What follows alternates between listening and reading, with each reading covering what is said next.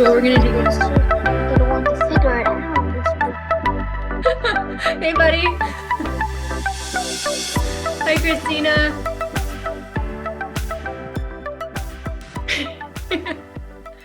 All right, so we're gonna chat about goals. Andrew and I went through this ahead of time because he's got like a big, scary, really exciting goal, and I wanted to provide a tangible example for other athletes to use. And like we're gonna talk about this goal, and then we're going to walk it back and make sure that it's like specific, measurable, achievable, relevant, and has like a timeline. We're going to do all of that today. So as we kind of like walk through these things, I'm going to be asking you to like write down your own big goal. And like Jacob, we could use Leadville as an example. Beckett, you've got a 50K coming up. We could use that. We could use any other like fall road marathon, bigger race that you want to do that we haven't decided on yet. Christina, you've got the National Orienteering week coming up in the Pacific Northwest. We can use that as an example, or we can use like another event with like a little bit more of a timeline, because that one's coming up really fast. But all to say, this will apply to everyone. So I'm going to share my screen. Bam. I'm going to remove my pin and hide us. Okay, can you guys see my screen?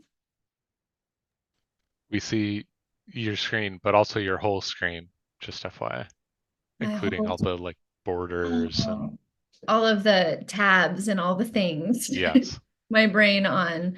Because I think when I do this, oh, you guys can see this now. There we go. Cool. Okay. Goal setting. Let's do it. Okay, so I want to start this and open it up to you guys to like have a little bit of a conversation. I want to hear about one goal that you've achieved that you're proud of. So, Jacob, you start. One goal that I achieved that I'm particularly proud of. Can you come back to me? Sorry. Black Canyon 100K. Andrew, you're next. Yeah, I mean, Orca's 100. Yes. Just it felt like it was going to be a big swing, went way better than I could have expected. But I feel like the biggest thing was that I can tell people after the fact that I legitimately enjoyed almost all of it, except for like 2 hours in the middle of the night, which I was not expecting. Yeah, you crushed that one. That was one of the coolest races I've ever like witnessed in person. Okay, Beckett, what you got? Yeah, so I think two come to mind. Yeah. I think most recently, there was the Boulder, and so being able to come in sub 39 at the Boulder was pretty good, and so I was proud of that. And then when thinking about like personal values, I prioritize community in running, and so I was glad to get out and support Brett and Chris at their races last weekend. Just be there for them and see them crush it. Yeah, that was like, that gave me the like whole body goosebumps to like see that picture of you three at the finish line. That was very cool. I'm so glad that you were able to like go out there and meet them and like be in the community. So neat. Yeah. Christina, you're next.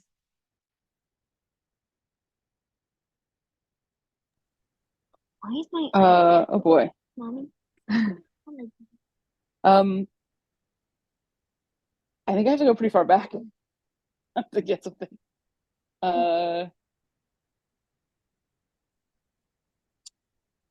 Yeah, it probably would have to be like an orienteering goal, right? Like US team trials, like pulling through on the last of the three races in 2009 to make the team. Just being able to like knowing exactly where the standings were and like what kind of a race I needed to have compared to everybody else, which you can't control. And then just actually having a race and making the team. Oh, that's so cool. Yeah, that's so neat.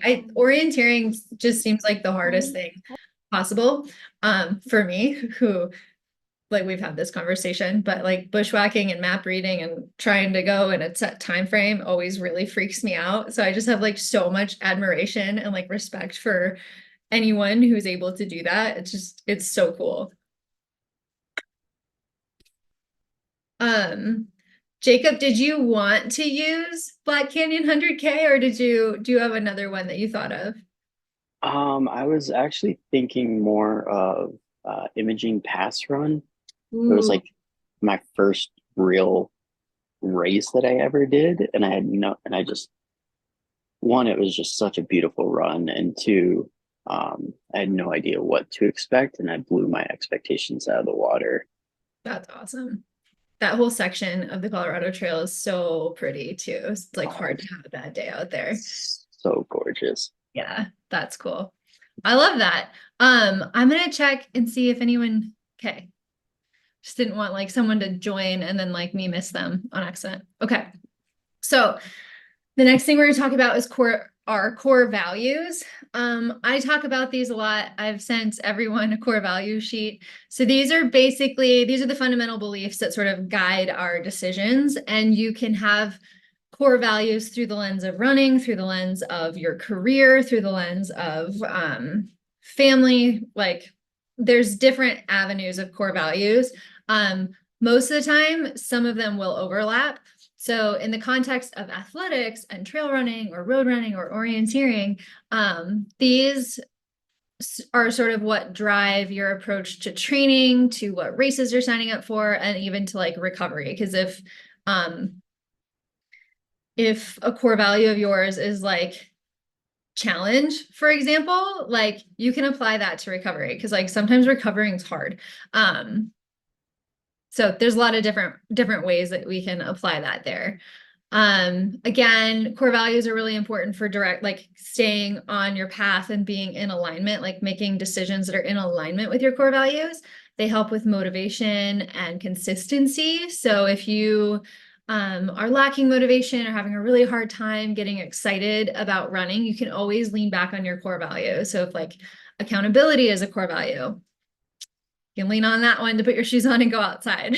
And then there's the topic of like identity and integrity too. So core values sort of shape your identity as an athlete, which we've talked about a lot. And then they sort of maintain your integrity in those endeavors. So if one of your core values is competition and you're only signing up for local 5Ks, my job is to help you sign up for more competitive races and to sort of nudge you in that direction so that you are in alignment with your core values.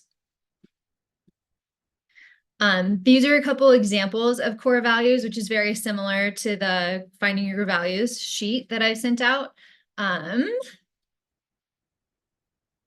they have influences on your mindset, decision-making, goal setting, which is where we get into the connection between your core values and goals. So there's the alignment and purpose aspect, consistency and commitment, and then keeping a sustainable progress and like being consistent in your training, like not going like balls to the wall, like we're throwing everything out there, like we're going to build in incrementally so that you don't get injured, you don't get burnt out, we're going to keep your values like at the front of the table. But when all of these three things come together in sort of this like Venn diagram, that's really where you get the secret sauce. Like that's where you're going to feel the most in alignment with what you're doing. You're going to know you're doing the right thing at the right time. Like when you're doing it, you're just gonna like, it's gonna be like that whole like mind body, like feel good connection. And that's really important. So when we set goals, you guys have probably all heard of the SMARTER acronym. So S stands for specific. So you're gonna clearly define the goal. So it's understandable. There's no room for ambiguity. Like there's no question, right? Example, finish the Boston Marathon in sub 3 hours. Measurable is making sure that it can be tracked. So I want to improve my weekly training mileage from 40 miles to 55 miles over the next 2 months. Achievable is setting a goal that's challenging but realistic. So I would never set a goal that was like, I want to win UTMB. That's crazy. But another example of this is like, I want to increase my long run distance to 20 miles by building up gradually over the next 8 weeks. Relevant is being in alignment with your core values. So I want to race an ultra marathon to experience the beauty of nature. And that might mean that like exploration, beauty, and connection and joy, like those are four of Andrew's values that we could apply to this specifically. And then T is time bound, so just setting a deadline or a time frame to help manage the progress that you're going to make. And then an example is I want to finish my first 50K race within the next 4 months. So after SMART, there is an E and an R that rarely gets talked about. So E is evaluate. So you're going to regularly assess your progress in setting these goals.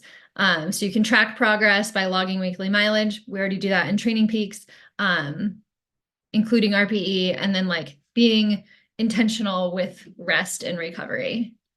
And then R is readjust. So if something changes, if life happens and we need to adapt the goal or the plan, we can. So an example of this is like asking me to adjust the training mileage or intensity based on stress levels, based on life. Like, I don't want you guys to get injured. I don't want anyone to get burned out, but we can readjust and adapt as we need to sort of like maintain that upward trajectory. Okay, so there are 3 types of goals. There's the outcome goals, which is the big pie in the sky, like shoot your shot goal. Performance goals are focused on personal improvement. So that could be like a PR and a 10K, right? Process goals are the step-by-step goals within the goals. So that's like eating a gel every 30 minutes during 100K, making sure that you rest with intention on Mondays and don't schedule a bunch of busy or stressful errands, etc. And then the connection between values and goal setting is, again, guiding principles. You're building intrinsic motivation. You're not doing things because it looks good on Strava or because so-and-so did it and posted about it on Instagram. And it's going to help you maintain a positive mindset. So you'll be able to reframe setbacks as opportunities, and like build that growth mindset, which will be very important. So this ties into mental toughness, which you might have heard me talk about a little bit. And mental toughness has a bunch of definitions, but essentially it's like building up your self-talk, your visualization, your consistency, all of the little things add up to like this sense of like resilience and like mental toughness. So practice. Okay. This is where we're going to get into the exercise with Andrew's goal. So, Andrew, feel free to jump in here and we can talk about this together. So other athletes will sort of walk you through this process with Andrew. And if you want to like write down your own big pie in the sky, dream as big as you can goal, now is the time to do that. And we'll walk it back and make sure that it hits all of the SMART acronym letters. And then we'll go into next steps. So, Andrew, Tour de Jean. It's Yeah. going to be awesome.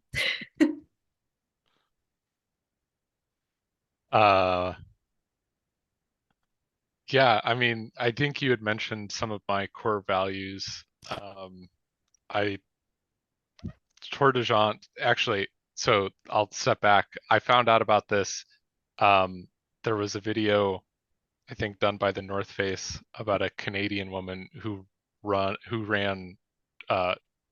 the even longer, crazier one, which is an amazing video. I forget the name of it. And I was like, that looks absolutely insane. And I felt like I was probably the only person in the theater watching it going, I want to run that, instead of why would anyone want to do that with their life? But you can't run that if you don't run Tour de Jean first. So, we've got to start somewhere.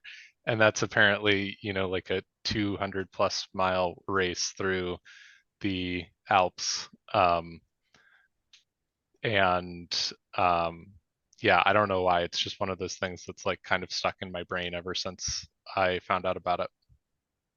I think the reason it's stuck in your brain is because your core values are so in alignment with that kind of adventure, which I think is so cool. So when Andrew did his values worksheet, his core values are beauty, challenge, connection, exploration, and joy.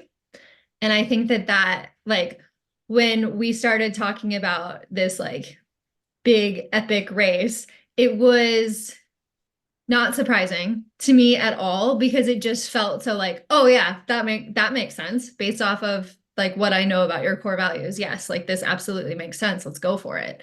And so that's just like an example of how powerful knowing your core values, like what knowing your core values can do and can be and can like help you realize when you're setting up race calendars or thinking about next steps.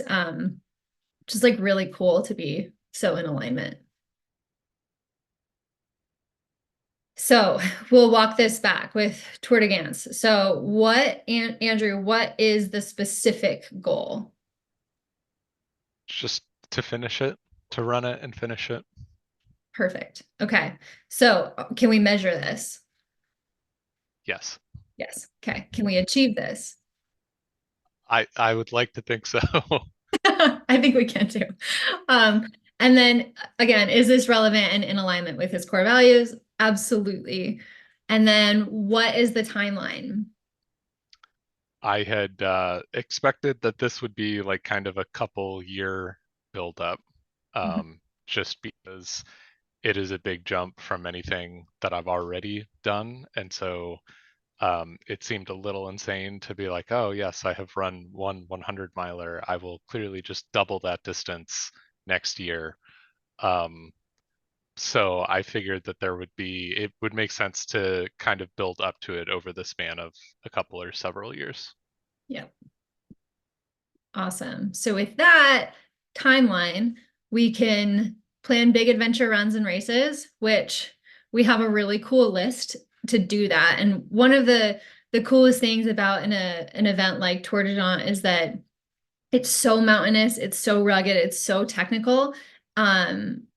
Which means we're going to have a lot of like really cool adventures in the next few years. So Andrew sent over a list of adventures broken out by year. So an example of this is like 2024, we've been talking about the Bailey Traverse. We've been talking about a circumnavigation around Mount St. Helens, as well as a summit tag. And then just big, long days on feet through the Olympics, through like anywhere in the Pacific Northwest, because Andrew lives in the Pacific Northwest, so that's helpful.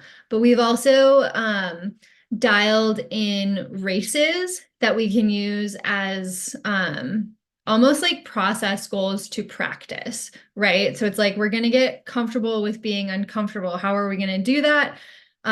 We might do White River 50 mile on July 27th and then turn it around and do Volcanic 50K on August 3rd, and just get durable and get like strong and like able to physically and mentally withstand this challenge.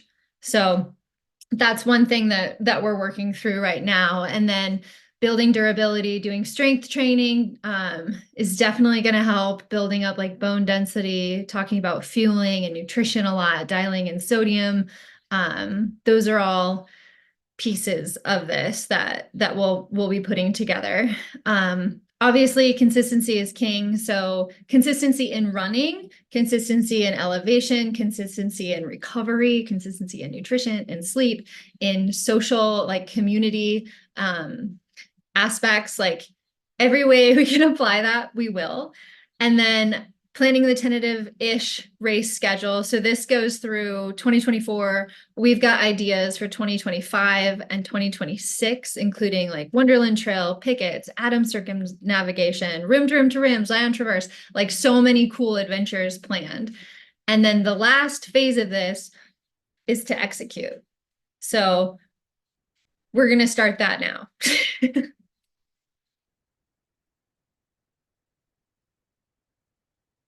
So with that, Andrew and I did this the other day, but thinking about your big goal, we're going to make sure that it's specific, measurable, achievable, relevant, and time bound. So you're going to have all of those things put together. And in order to sort of make it a little bit more tangible, like something you can chew on, I want you guys to craft a core value statement that's in alignment with your goal. So this is just a one sentence value statement that encapsulates your core values and aligns with a goal. An example of this could be, I am committed to excellence, integrity, and resilience. I believe in the power of hard work, dedication, and positive attitude. So I am committed to this goal.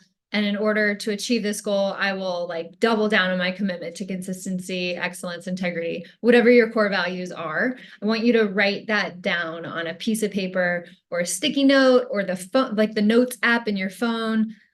Somewhere you'll see it often enough to like use it as a good reminder. So I'll give you guys a couple minutes to sort of write that down. And I went through that really fast. So if you want me to repeat anything, I absolutely can. So does the statement need to encapsulate like all the goals we came up with, or just one or two goals and the values? That's a really good question. You can do this for every goal. So you could have a core value statement for each goal. So if you have 3 goals, you're going to have 3 core value statements.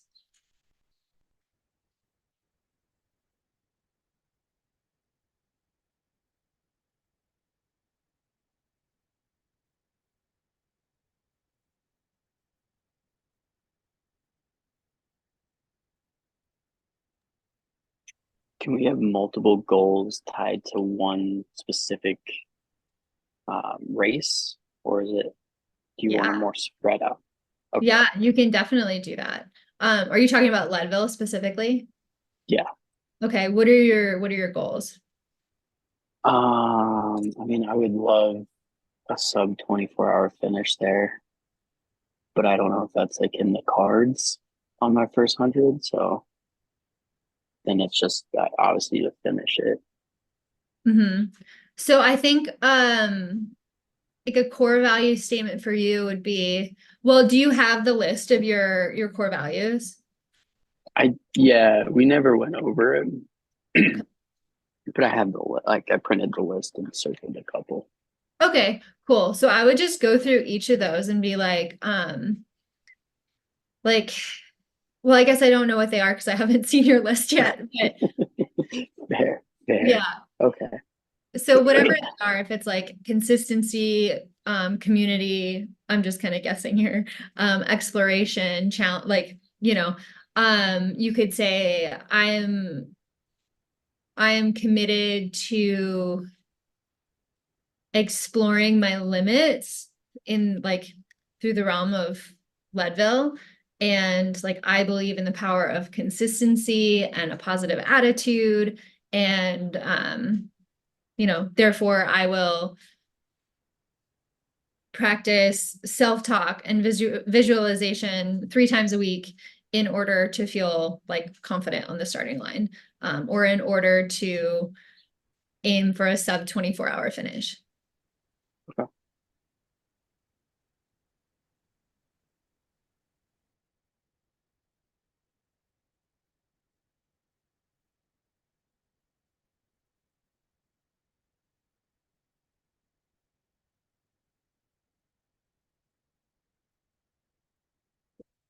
How's that feel for everyone? Does that make sense?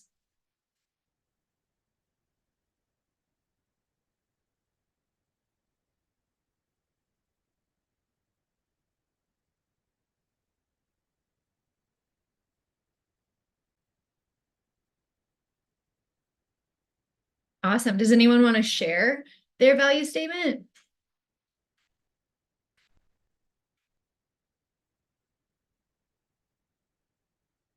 It's okay if not.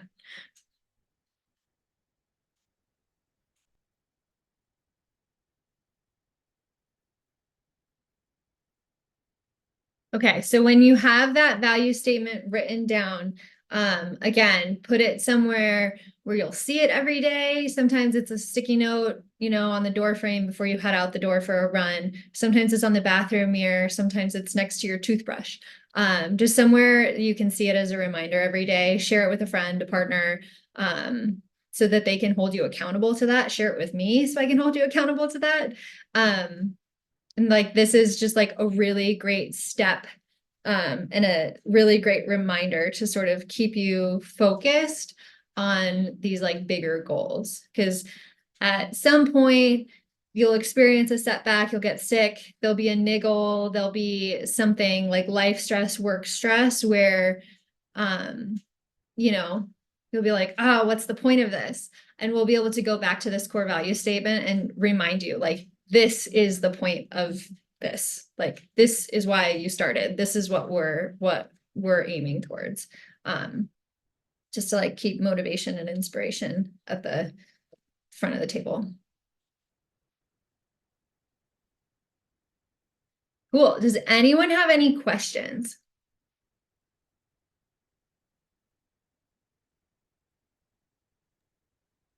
So do you have a personal value statement that you're willing to share? Oh, I was hoping that question wouldn't get answered. Yes,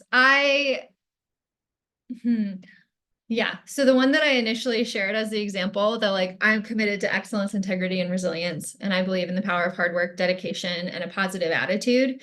When I remind myself of that, like, I have it, I can flip my screen. It's like taped to the other screen next to my computer here. And like, a lot of times in grad school, and I'm like writing another 20-page paper, I'm just like looking at it. I'm like, okay, I am committed to excellence, integrity, and resilience. Like, it'd be really easy to let ChatGPT write this for me, but this paper says integrity, so I'm not going to do that,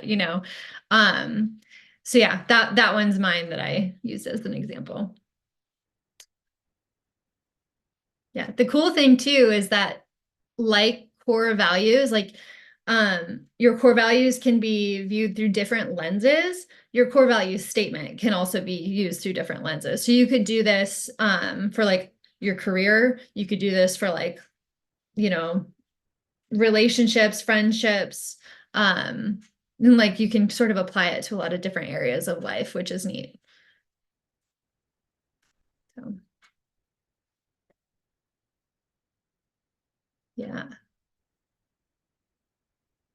So that's goal setting. I think with Andrew's goal specifically, a lot of times with races, we'll use, like outcome goals as the like best case scenario, right? And then we imagine sort of like, well, what needs to happen in order for us to achieve this goal? What habits do we need to have? What routines do we need to establish?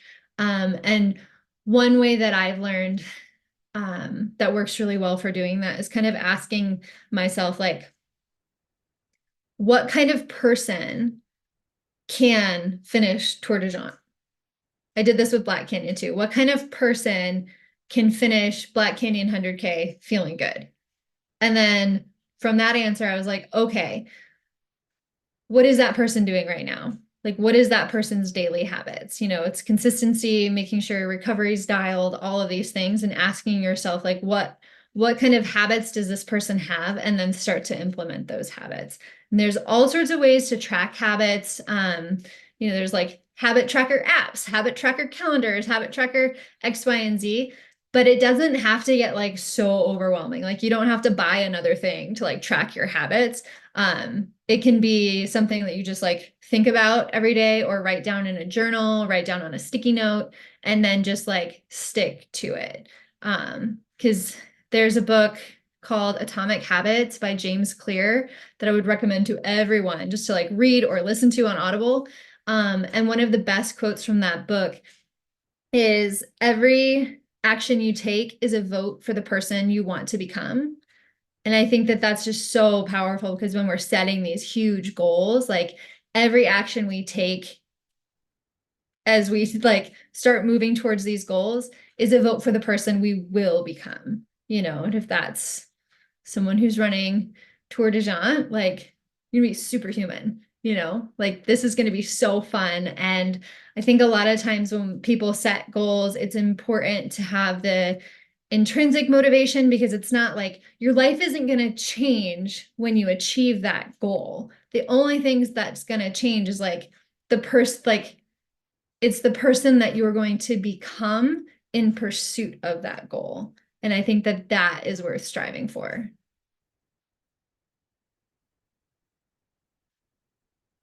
So that's all I have to say about that. Yeah. Do you guys have any other questions? This is a little bit shorter one. I feel like I might have blown through this pretty quickly.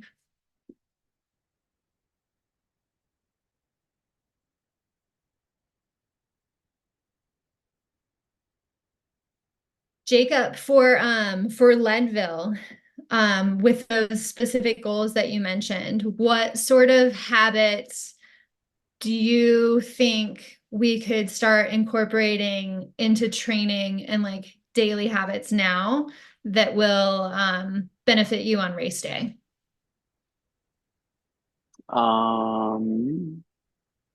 So one that comes to mind that I've been thinking a lot about doing is sauna training, just to help with getting more like acclimated for elevation and heat. Mm-hmm. I think, I don't know. I've been pretty diligent about like the protein and making sure I'm fueling and I'm hydrating, and really like my nutrition during the day is dialed. I think really dialing it during running is something to work on. And then really prioritizing like making sure I'm foam rolling every single night, not just when I'm like sore. Yeah, that's brilliant. I think like having a foam rolling habit is so important. Foam roll, stretch. If you have to go to yoga to force yourself to do it, that's okay too. No judgment. That's what I have to do. So sometimes with athletes, they'll ask me to put foam rolling like in their training log, just as like they see it and they're like, oh yeah, okay, I'll do it. But an athlete that I talked to yesterday that we had been doing that for a few weeks, and I asked them in our check-in, like, hey, do you want me to keep adding foam rolling to your training log? And he was like, no, actually, like, I don't need it in my log anymore. It's like, it's a consistent habit at this point. And that was just like so cool to hear, you know, that they've been like doing it so much that they're like, I don't need to see it in my log. I'm going to do it no matter what. So that was cool.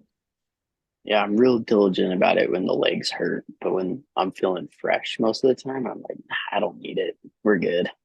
Yeah, just gotta always ask, like, what would my future self appreciate? Just foam roll. Yeah. Beckett, what about you? You've got a 50K coming up. Is there anything that we can incorporate in the day-to-day now, between now and then? So I think, and that kind of leads into a question that I have, which I love to do, is answering a question with a question.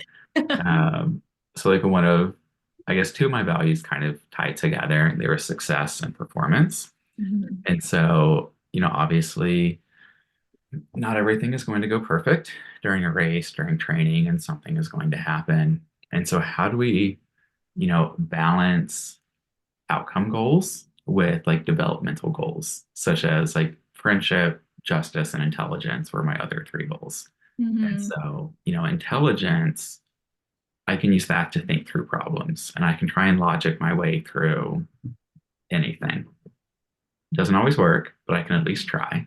And then Yeah. for friendship and justice, those are kind of like soft skills per se. Whereas success and performance, it's like, okay, I know what my time goal is going to be. I know what my place goal is going to be. That's what we're aiming for. So I Yeah. think like, how do I balance those different types of values? That's a really good question. I think my answer to that would be to ask you another question and have you define through the lens of the 50K, what would success look like? Like what needs to happen during the 50K for you to think and feel like that race is a success? And if it's a time goal, if it's a like place goal, you know, that ties into performance, but we could even break down performance, like take it down another layer and say like within the performance, we could talk about fueling performance. We could talk about mental performance. We could talk about, all of that stuff. And okay, so success would be like define what success looks like for that specific race. Okay. And then performance could be, are we working on self-talk? Do we have a mantra set up? Are we practicing visualization? Like, are we imagining the race going perfectly and then imagining what happens when shit hits the fan and how we're going to respond instead of react? What happens when your fueling strategy goes off? Like, do we have a backup plan for that? And I think that those are ways that we can apply the success and performance core values into this race. Does that answer your question? Yeah. And I Okay. think, what is it? You also have another saying that I've seen a lot in my training log that's like evidence. Confidence is Like, evidence. yeah. And Yeah. so, I'm thinking about my run tomorrow and going down to the Springs and hopefully getting like 20K on the course. And so Awesome. what can I figure out on the course that's going to work?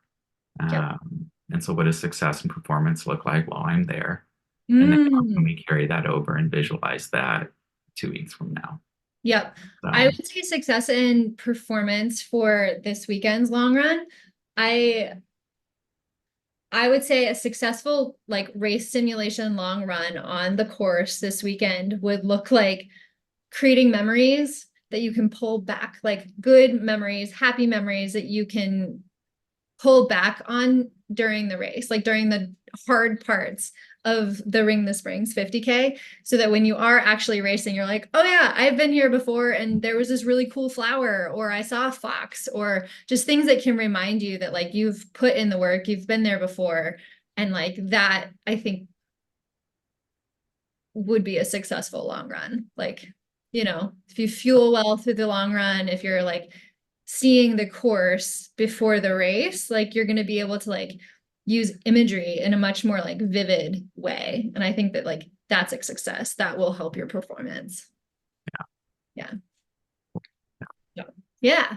Andrew, question for you. Yeah. Okay. So we were talking about the Bailey Traverse. There's a lot of navigating on that traverse. So what are habits that we can incorporate now that will help you in August? Yeah. Um, I I I think a lot of these are things that I actually already do, which I will firmly give the credit to multiple trips with Skirka to like There you go. instill a lot of those fundamentals. But I most of my long runs I have mapped out ahead of time. So I know roughly the distance. I've looked at the elevation profile. I've looked at like key waypoints or like junctions, like, oh, am I gonna turn here? Especially if I'm like out in the gorge or like way in the backcountry of like Gifford Pinchot, I'm like, how confident am I that this trail is actually a trail and not just like, a deer path or something that hasn't been maintained in 2 decades. Mhm. And then while I'm out running, if I'm gonna stop for whatever reason, like I usually check in with the maps that I've got downloaded on my phone. Like, and most of the time I usually feel fairly confident about where I am, but like even a couple weeks ago when I ran, and I did Hamilton Mountain, right? And it's like, okay, well, I know that there are a couple of stretches of switchbacks. Like it's good to orient around like, okay, I'm in between those. Like here's what that looks like on the map. Um, or like I knew one junction, if I did a longer variation, like this is where I'm going to come back from. So this is what I want to have in my mind to say, all right, like I need to remember this so it's familiar when I end up back here after, an hour or two. Um, and then, so I think a lot of that will be helpful. one of the things that I think will be even more important for the Baileys is like the Skirka always called them guardrails, right? Like looking at a route and being like, all right, what are the features that I can use to help guide me? Whether that's like, oh, I'm pretty sure I'm going to be able to orient around like this peak out in the distance and like use that for a rough heading, or like, all right, here's a water feature. Like I know if I get too close to this, I'm probably off track and like I need to reevaluate. Probably the other big thing I should do is start printing out paper maps for some of these bigger runs and taking those with, get the compass back out and like do more taking headings and that sort of thing. Cause when it's like a 4 or 5 hour long run, I'm not ever worried about like my phone dying, typically. But I think having the backup and getting more comfortable with my compass again will be good. Yeah, I think that's a great idea, especially if we're talking about huge events like Tour de Jean or even like Barclays. Like being able to orient is good skill to have, good habit to maintain. Yeah. And just like the daily, like maybe not daily, but like weekly practice of just like having those things in your back pocket. So speaking of maps and compasses, Christina is our expert at orienteering here, and I'm just fascinated. But I am wondering, so like what we've got the big PNW National Orienteering Competition coming up in a week and a half. It's coming up fast. Are there any habits that we can start to instill now that you could use throughout that week?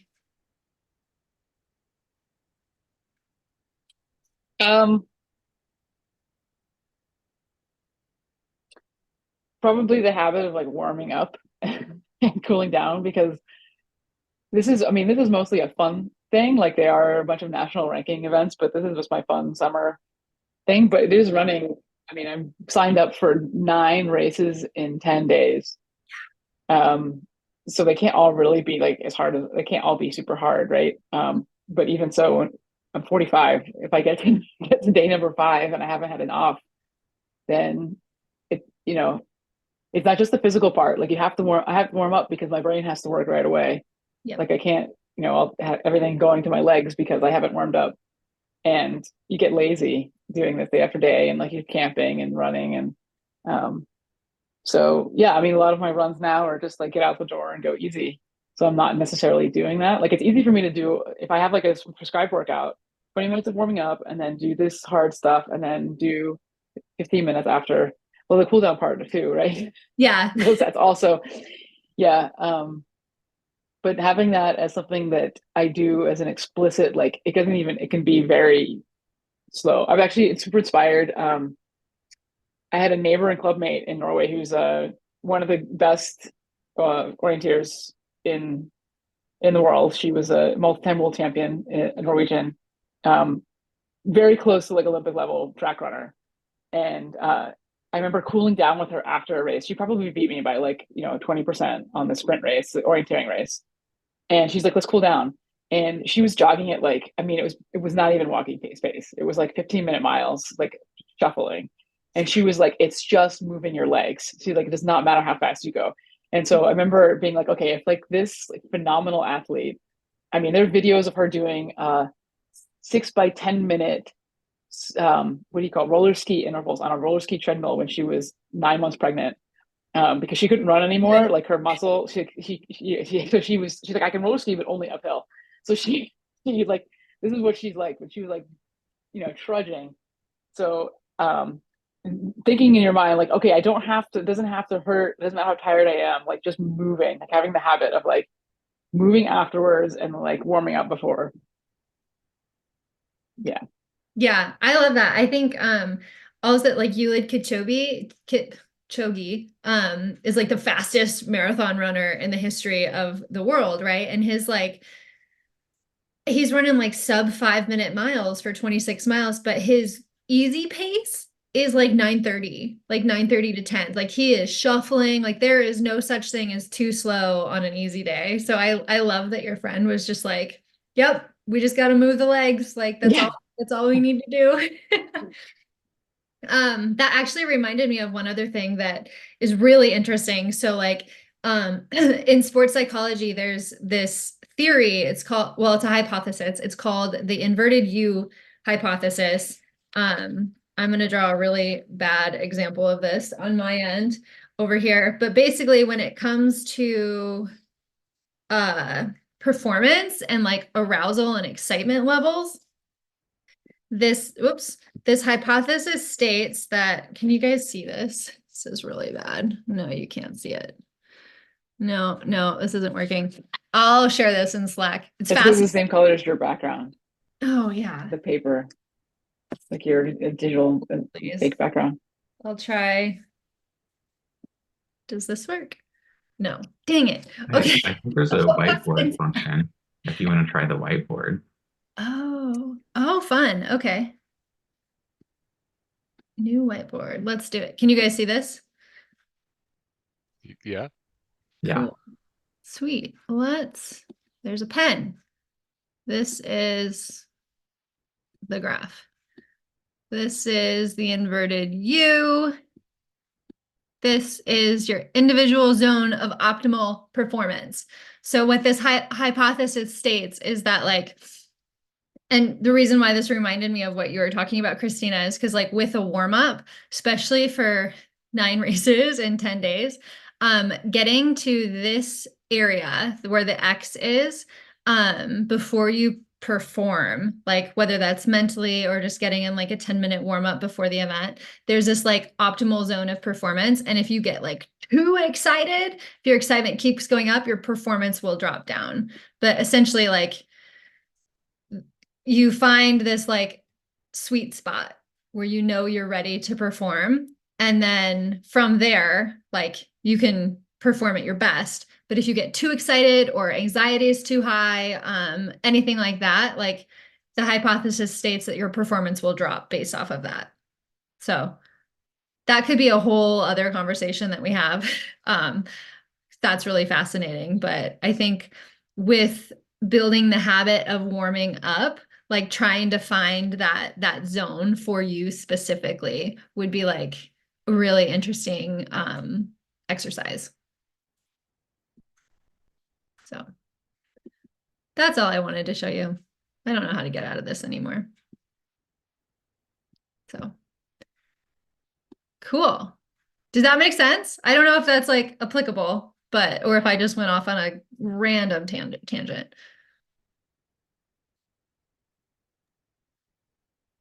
I think so. Yeah, a little bit of a tangent.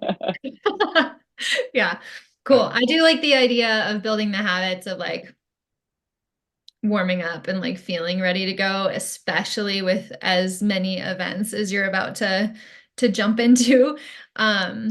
So, and then cooling down as well will be really important, and like the recovery, foam rolling, Theragun, getting your legs up a wall if you can, things like that, just sort of like starting to build those habits in now so that it's not as stressful then when you're like, I need to find a wall to put my legs up or anything like that. Like you'll just be like, oh yeah, there's whatever, a tree will work, whatever.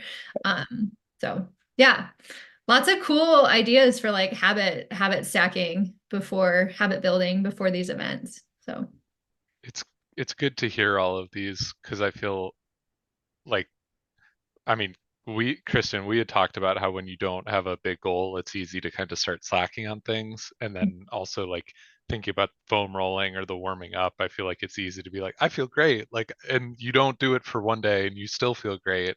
And then a couple weeks go by and you're like, oh, I kind of feel like crap. Like I need to, what's going on, right? And it's like remembering to do all that stuff. But I mean, I know sometimes it's tough because you're like, all right, well, the 15-minute warm up doesn't seem like a big deal, but then when I'm already out running for like, an hour plus and I've got to do strength work after, it adds up. So it's good to hear people like talk about all that stuff to have the reminders to be like, oh yeah, like these things do matter. yeah, I had a little bit of a rude awakening yesterday at a physical therapy appointment because my like new A race isn't until December. That I'm like trying to plot out like mini races between now and then. And I've been like, meh, I'll do core later, or I'll stretch my quads another day. And um for me, like I have a lot of like low back nerve issues from a mountain bike accident that I got into a couple years ago. And so when I was at PT yesterday, he was like dry needling me. He's like, "This is your SI joint." Thunk. And I was like, "Oh my God, I haven't done everything I did every day leading up to Black Canyon." And I okay, like we're getting back to it. So after my run this morning, I was like in the garage doing like the deep core work, and I was like, I gotta restart this habit. So yeah, it's cool too how like broad habits can be across athletes, you know, like they can vary so much. So it's really cool because like anything can become a habit if, you know, if it's important, if it's in alignment with your values. Awesome. Well, that's all I've got for today. This is a really cool conversation. You guys are awesome. So many good questions, so many good examples. Like, thank you so much. I'll post more about that inverted view in Slack, but when it comes to goals or habits, if you guys have any other questions, just feel free to reach out, Slack, email, call, whatever's clever. Otherwise, I hope you have the best weekend. Yeah, it's not too hot, it's not too, you know, whatever. It's a great weekend. Cool. All right. Bye, guys. Have a good one, y'all. Thanks, Kristen. See ya. Yeah. See ya. Bye. Thank you.